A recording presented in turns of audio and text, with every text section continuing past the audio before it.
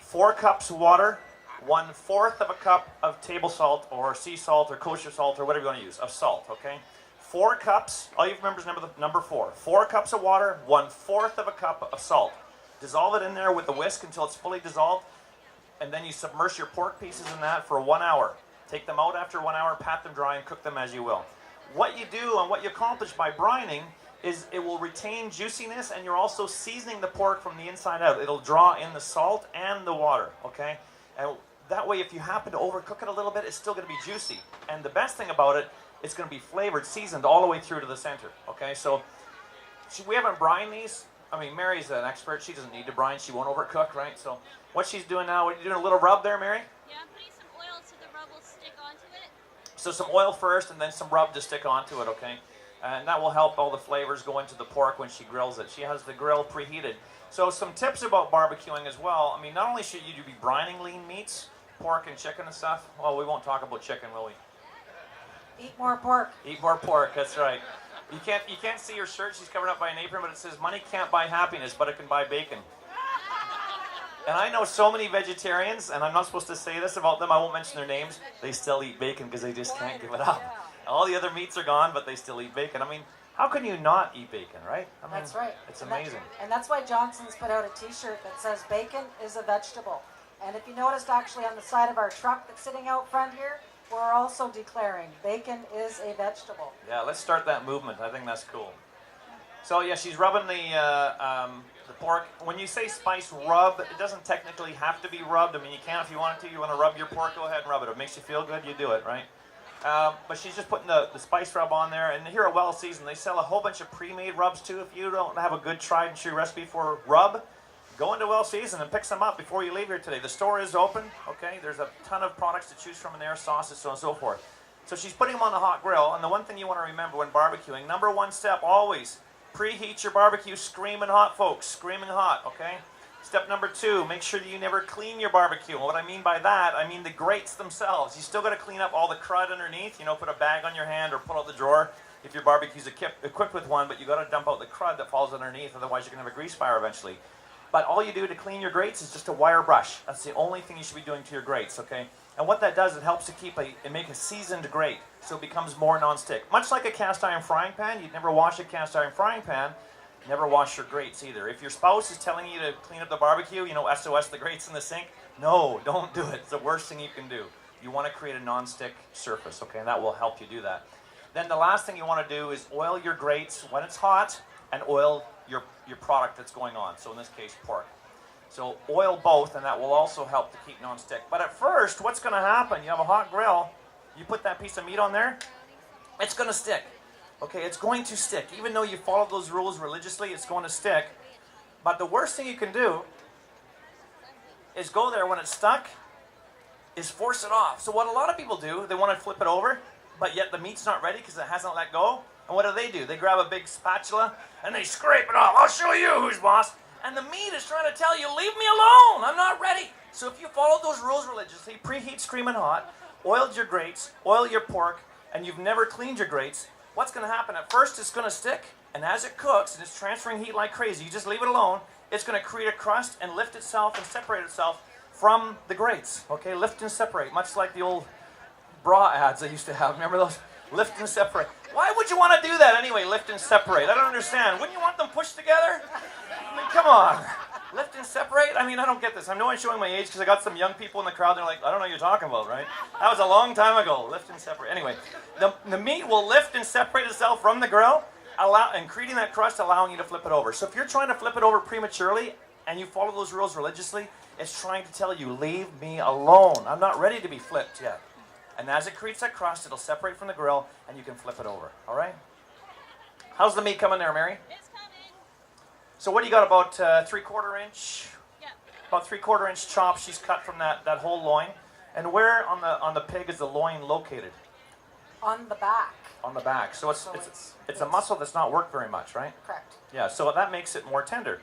And the most tender part of the pig is the... Tenderloin. Makes sense, doesn't it? The loin, the most tender part, is the tenderloin, which is a lot smaller than the loin, okay? You can buy the huge loins. I mean, they come up to like 3 feet, 4 feet long. Yep, they can. Yeah, they're amazing. right? And then you can cut down the chops. You can do a whole roast with it, whatever you want to do, right?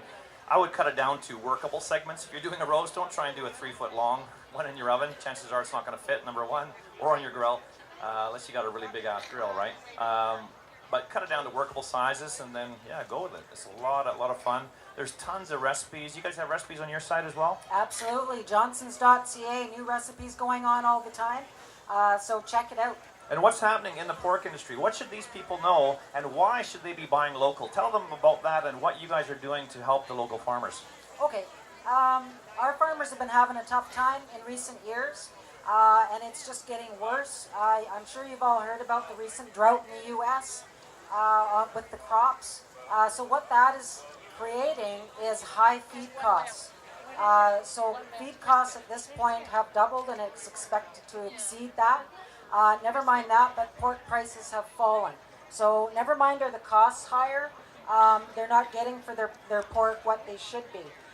So really super important to support our local farmers, because if our farmers are gone, we're going to be relying on U.S. or Eastern Canada to feed us. Our farmers are all family farms, all located in the Fraser Valley. They're your neighbors, my neighbors. Let's support them, folks.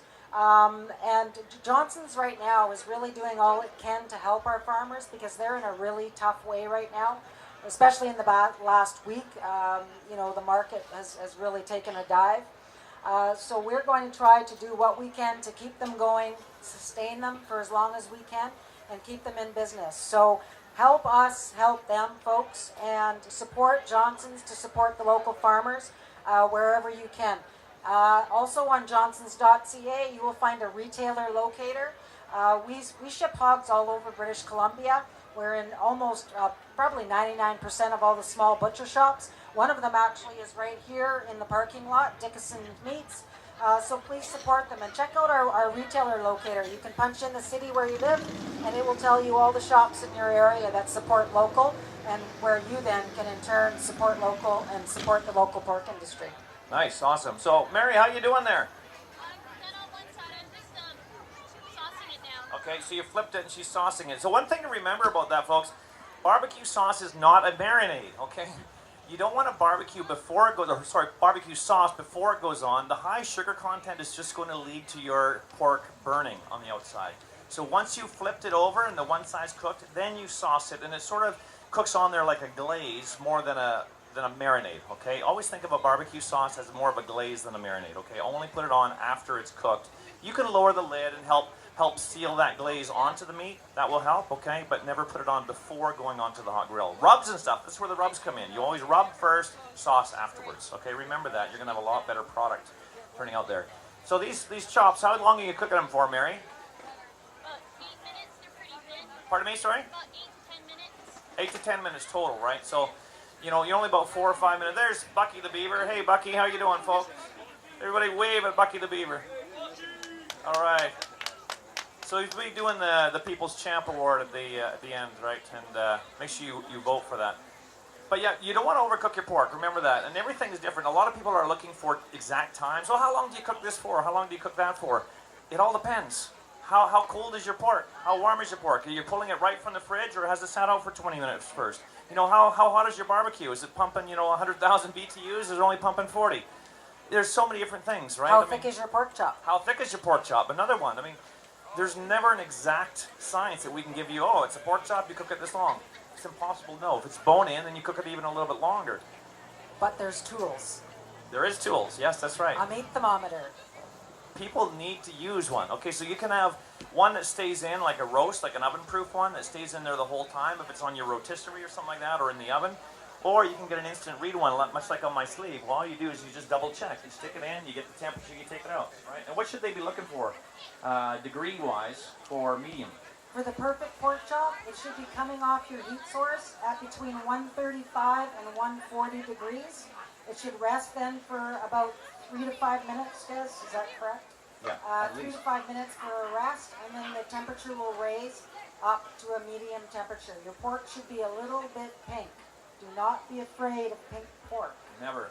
And see, the other thing as well, by letting it rest, not only does it still increase in temperature as it rests, but the most important thing, it's cooling down a bit, so more of the juices tend to stay in the meat. You don't want to cut into hot meat Because basically how it's explained, when you heat anything, everything's made out of molecules, and molecules increase in speed. You cut into it when it's hot, all the juice is going to come over the board or your plate. Let it rest, let it sit, let it rest. And for a chop, I would let it rest for at least 5 minutes. At least. And longer for a roast. And people ask me all the time, say, well, won't your meat get cold? Let it sit there? And I always tell them, it's not going to get cold. It may get more room temperature, but it's not going to get cold, per se, right? But I always say to them, what would you rather have? A room temperature chop that's juicy, or a hot one off the grill that's, you know, all the juice is running all over your plate into your potato salad and so on and so forth? I would rather have one with more room temperature and juicy. Have the juice stay in there. So let it sit, let it rest. Never take meat right off the grill onto your plate and you're cutting into it. Wrong thing to do, okay? You're going to end up with a drier piece of meat in the end. So letting it rest increases temperature and also make sure that the juice, more of the juice stays in the meat. That's really important. And the chops are done. Look at that. So in that whole presentation, us chatting away, she's taking the pork loin, cutting the chops, and grilling. Big round of applause for Mary from Well Seasoned, folks. And a big round of applause for Bonnie at Johnston's Pork. Let's support local pork farmers, folks. Remember that. Thanks, guys. Thank you very much. So you guys having a good time? So what I need to do, and I meant to go around to all the sponsors. So sponsors, listen up here. I want to do some trivia on stage. So if we have some sponsors that have maybe a little something they can give away. Sponsors, anything you want to give away, come on see me on stage here and we'll do some trivia with the public here.